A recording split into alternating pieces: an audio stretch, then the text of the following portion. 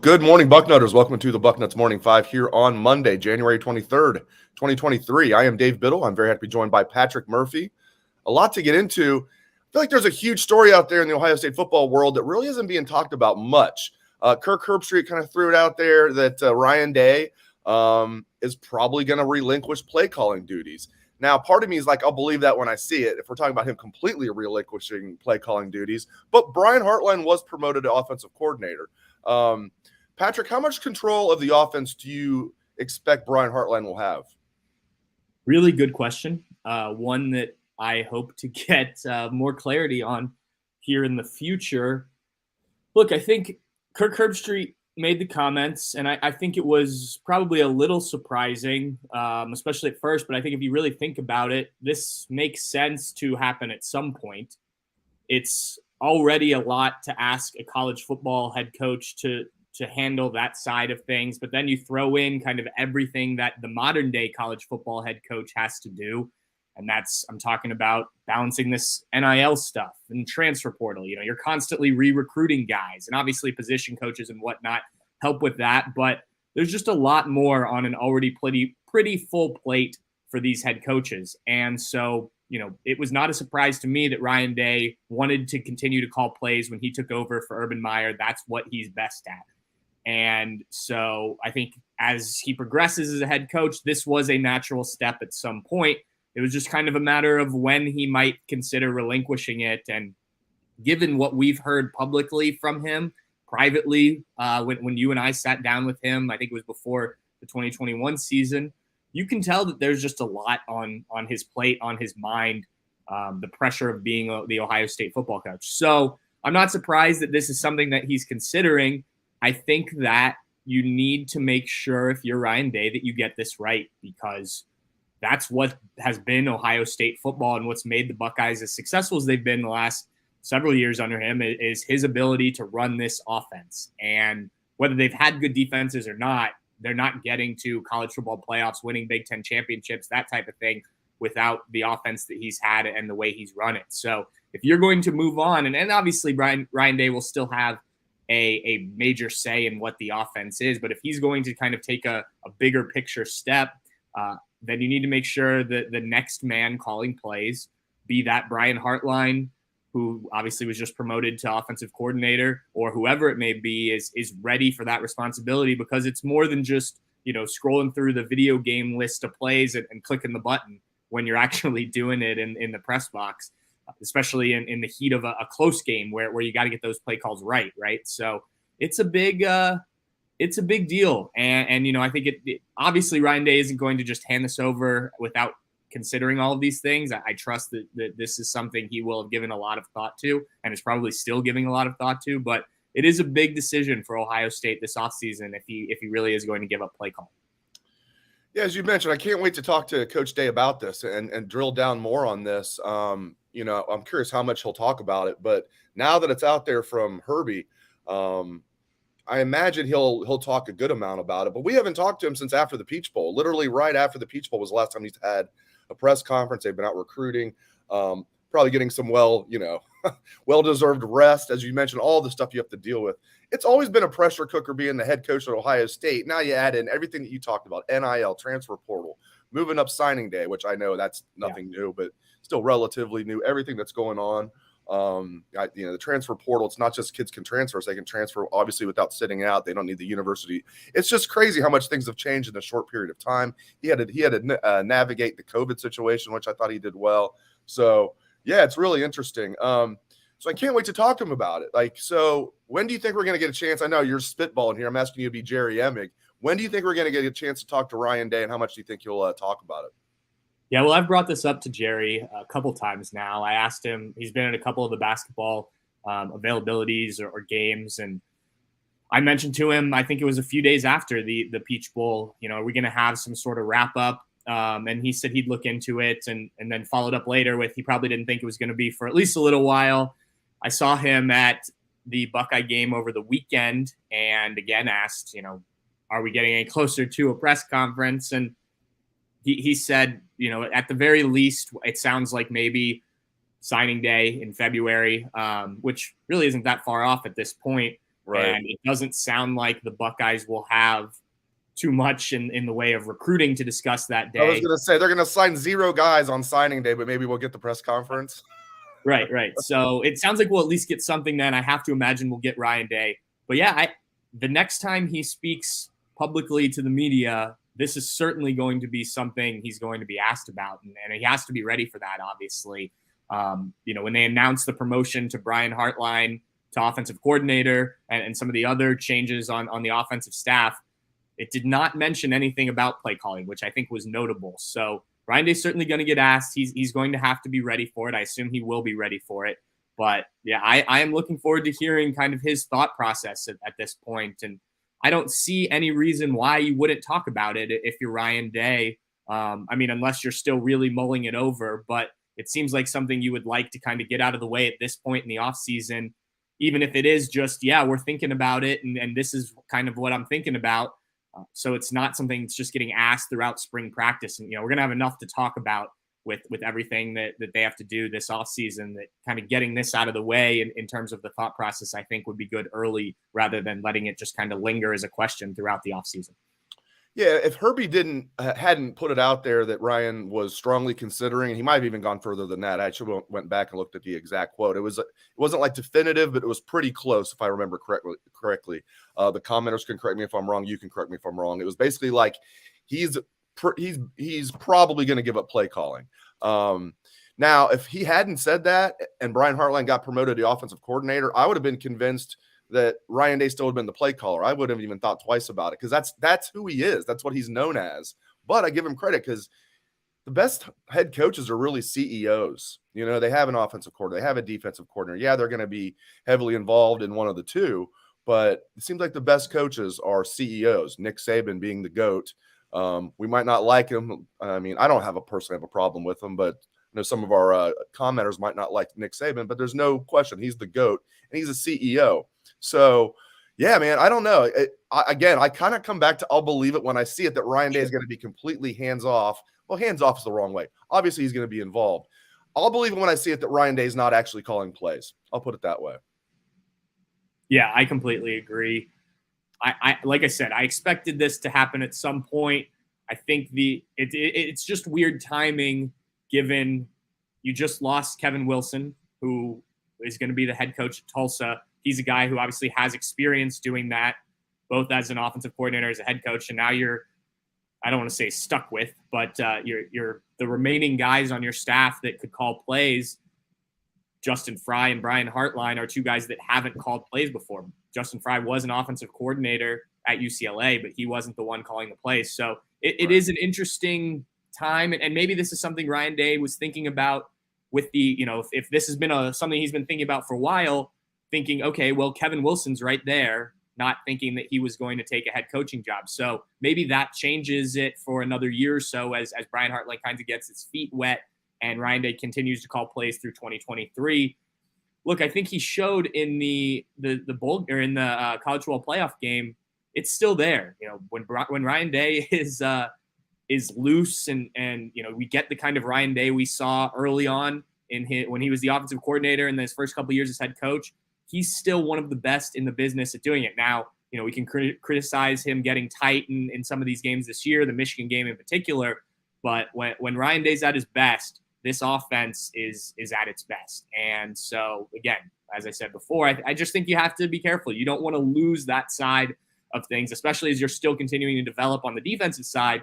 You still need this offense to continue to be elite.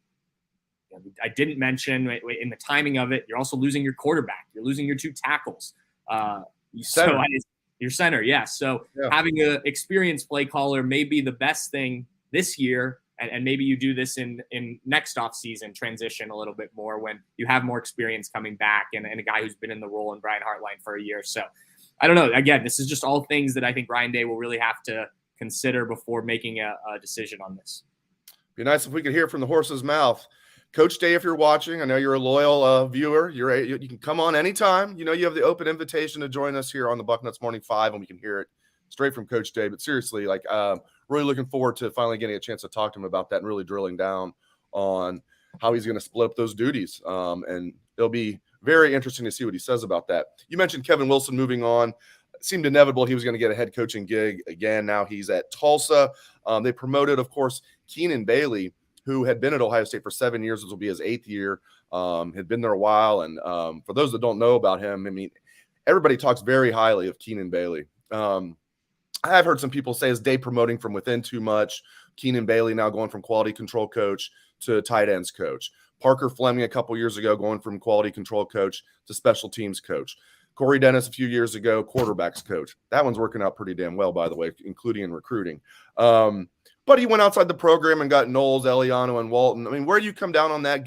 Tell the fans a little bit about Keenan Bailey and if you like that promotion. And what do you think about Dave's propensity, so to speak, to promote from within, including Hartline? Yeah, absolutely. I mean, I think when you make a hiring, whether it's a promotion or hiring from outside, there's always some inherent risk in it, right? And you look at you mentioned Nick Saban earlier. You look at him; he has always said, "I'm going to go and I'm going to go get the best guy." You know, Bill O'Brien was his offensive coordinator the last couple of years. Bill O'Brien's been a head coach at both the college and, in the college level, he's also coached in the NFL.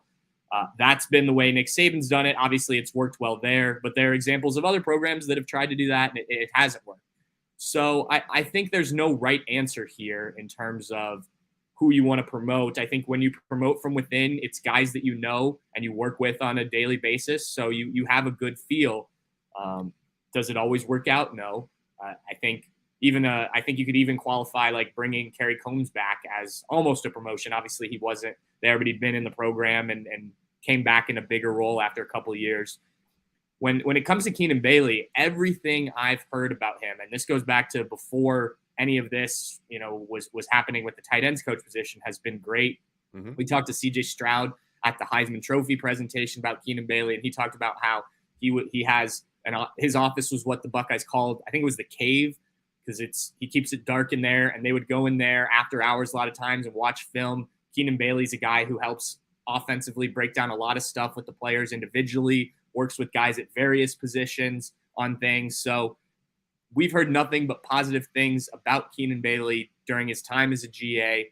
You talk to recruits when they're on campus. He's a guy that kids can really connect with as well. So I think he's going to have success on the recruiting trail. We won't know for sure until we see what happens on the field. And obviously the tight ends position isn't one that Ohio State features, though they obviously did more this year. But by all accounts, this sounds like a good promotion and a guy who is going to continue to move up in the coaching ranks, be it at Ohio State or elsewhere. So I think this one makes a lot of sense. But yeah, I understand the argument of why not going out and getting the best guy every time you can. But Ryan Day's shown he likes to do a little bit of both when it comes to filling out his staff. All right, let's switch gears and look at some personnel for the 2023 season. That was a good discussion about coaching responsibilities. We'll drill down on that even further on a later episode of the show. But let's get into 2023. When Victor Cutler transferred from Louisiana-Monroe, the offensive lineman, I was thinking, okay, maybe Matt Jones will move to center and this kid will go and at guard or at least compete. It's not for sure that he'll start. Now there's a lot of talk out there that Justin Fry might have promised him that he's going to be the center at Ohio State, or maybe not promised, but says, it's more likely than not that he'll be the starting center. What are you hearing about Victor Cutler? He's 6'3", 305, so that's about center size there. I know he played left tackle last year for Louisiana-Monroe. He's not going to play left tackle for the Buckeyes, but what are you hearing about that? You think he's going to play center? I think that is the position from what we heard from what Bill Kurlick, who wrote about this when he first committed to the Buckeyes, that was what the discussion was with Justin Fry, was that would be the primary position. I think they will look at him potentially at any of the interior offensive line positions because he has experience playing different positions, as you mentioned, tackle, center, both tackle positions actually at Louisiana-Monroe. But I think center is where Cutler looks to end up based on what the Buckeyes project with him. Now, that doesn't mean he's going to be the center starting for Ohio State this year, week one against Indiana, I think. And I wrote about this over the weekend from everything I've heard and from watching, looking at where this guy came from. There's going to need to be some development to jump from the Sun Belt to the Big Ten. And he played really well at left tackle against both Alabama and Texas last year, but he also wasn't an all Sun Belt player because he wasn't consistent. And so you're going to need to be on that Alabama-Texas level more often than not, even though you're playing a slightly different position if you're Victor Cutler than you were in some of those other games. I think you're going to have to develop that consistency and do it at a Big Ten level if you're going to be a starting offensive lineman for Ohio State. What I do think is that it adds more depth to an offensive line group that obviously just lost 3 players and isn't overly deep anyway. It gives you a guy, as I mentioned, who could play probably probably step in and practice at any of those positions on the offensive line if they needed him to.